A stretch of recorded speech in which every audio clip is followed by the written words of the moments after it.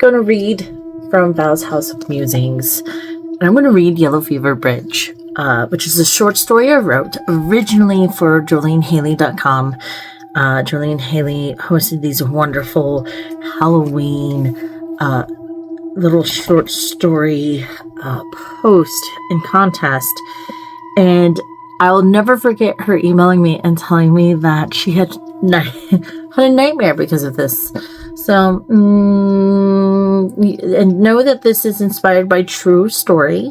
I just spoke about it in another video, actually 2 other videos. I talked about the I-4 dead zone, and the village that once stood there, and they built I-4 on top of their graves. They have moved the bridge since then.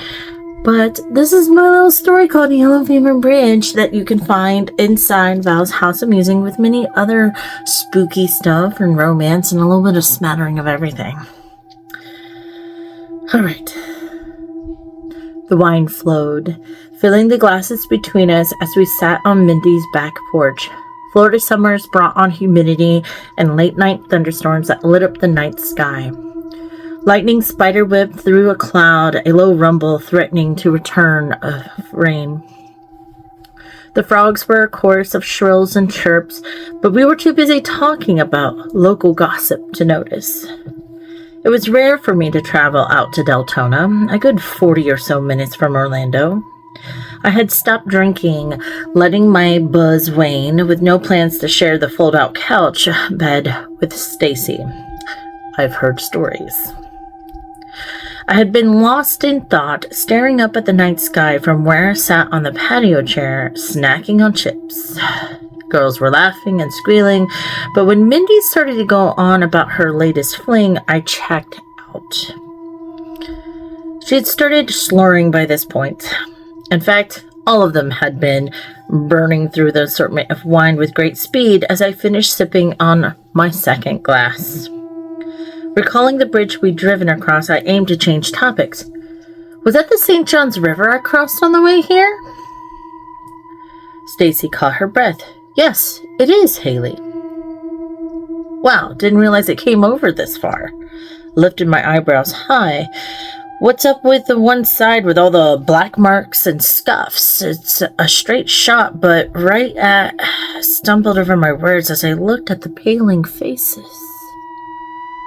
The laughter ceased, and the rosy red cheeks from drinking wine were replaced with pale, stark expressions. Cups were placed on the table. You don't know? I never knew Stacy could speak so softly, a spark of fear in her eyes. Know what? I marveled at their reaction. About the crashes on the I-4 bridge. Mindy lifted an eyebrow, tilted her head. The wrecks where no one knows why they happen. The car just turns on its own, not even the wheel.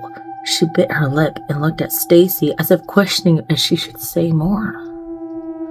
A ghost. Stacy loved to deliver shocking news. For once, she didn't seem to take as much pleasure as usual. Ghost? I twisted my lips, skeptical. What nonsense is this? No, really. Mindy leaned over the table, getting closer. It's a local urban legend. What? Does everyone find the need to make a hard right into the side of the St. John's Bridge? I chuckled, taking a sip of wine, my scorn evident. Ghost stories. Really, Haley? Stacy scooted closer as well, nodding her head. They say a little boy shows up on the bridge and spooked the driver, and they rammed the side. If it weren't for the railing, there would be like a pile of cars in the river below. And let me guess, he shows up at the stroke of 3. I chomped on another chip, unconvinced. Still, the hairs on the back of my neck started to prickle. That's the weird part, Stacy started. They say he's even been seen during the day. It's true. They call it the dead zone, Mindy added. I smirked. I thought they call it a dead zone because there are no radio or cell towers in that stretch. No, it's because people hear things. Stacy took the last gulp of wine as if preparing to share war stories. growling, voices, and even children laughing. That's creepy. What do they say? I crunched through another chip. Anything juicy? They frowned at me, unamused by my sarcasm. Okay, so why do you think it's such a hotspot for paranormal activity? I picked out a folded over chip, drowning it in the French onion dip. I mean, it's not like they built the interstate on top of graves. The silence became heavy around the table. A breeze blew through the screened-in porch, causing goosebumps to ripple across my skin, some snaking up my spine, and my shoulders shuddered. The chip broke off in the dip, and I pushed out my bottom lip. I can't talk about this anymore with y'all.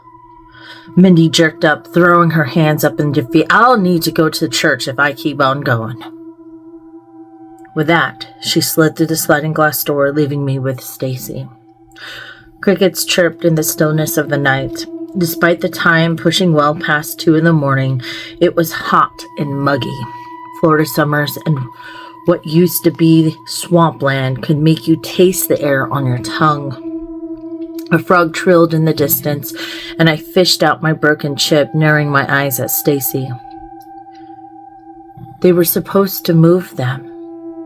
I almost didn't hear her mumble the words. Move what? Furrowing my brow, I poured another glass of wine to drown out the aftertaste of the over-dipped chip.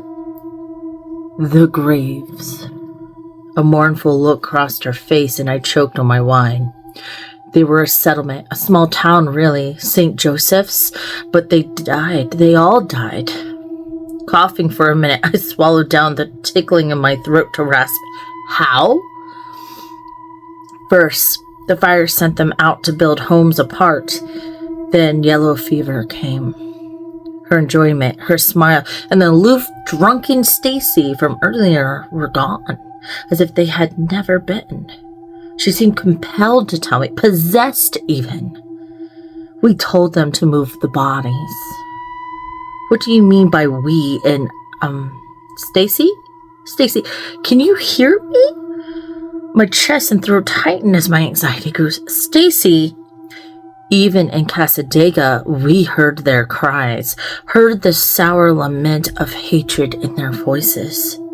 Casadega? I closed the chip back, feeling it had betrayed me. The psychic town? We used the river as a means of keeping their spirits from us, but we could pull power from them. It was a prime opportunity to test our powers. Living across from a true ghost town, she smirked, staring down at her half-full wine glass. But had we known they would be trapped there, even... Okay, Stacy, I took a gulp, my mouth numb to its flavor, before I fussed further. You got me, you're creeping me out, and we both know I don't believe in this stuff. Stacy can't hear you. The nonchalant tone, raised eyebrows were off-putting, and it was the dull look in her eyes, the drunken glassiness long gone. We told them to move the graves before building, or the curse would grow. Those fools, she hissed, throwing her wine glass against the wall. I jerked to my feet. What's wrong? Sit! With a wild look on her face, pupils dilated in a contorted expression, her mouth stretched into a deep scowl. I did as she commanded, my heart beating against my chest, sitting silent and obedient like a child reprimanded. They leveled it, built that monstrosity on our deathbeds, and for what? So you don't have to take a hell-forsaken boat across? Spittle flew from her, the heat of it raining across my face. We called forth a storm so great, the Madonna of hurricanes, and thrust her eye down the path of the road, and still they did not stop. The year was 1960. We have spoken, we have screeched, we have taken the lives of those we seek. In a year's time, we destroyed 44 score metal beasts to no avail. So we took 440 more, and still no one came to put us to rest. Stacy, please stop. Tears streaked down my face, my body held down by invisible hands, nails biting into my skin and drawing blood. Please stop. I believe it. My heart pounded in my ears, blood rushing with icy fear. They came digging, she screeched, yanking locks of bleach blonde hair from her head. So we called upon the storm. The blood prince looked down upon them with his eye, and still nothing. Tornadoes and mangled flesh and metal.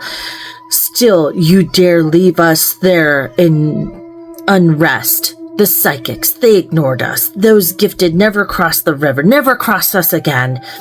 We demand rest, and we will take blood. The new ones, the ones we've taken. Her voice trailed away. The hands on me loosened, and she sat down, her body trembling. They outnumber us, and they have a horrible rage, more so than Stacy began crying. What a horrible curse Daddy started. And never can we find rest. Not Mama and me. We are doomed. We are lost. Her eyes met mine, tears streaming down. Then she blinked. Haley, are you bleeding? I looked on with a harrowed expression. The blood drained from my face. Oh my God, she realized. She was holding clumps of her own hair. This happens when I get too drunk. She wiped tears from her face. I didn't say anything terrible. Well, I was blacked out, did I? And I sobbed. So that was one of many scary stories I have in a section of this book.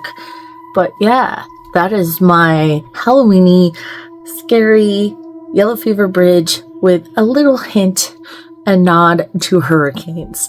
So enjoy that.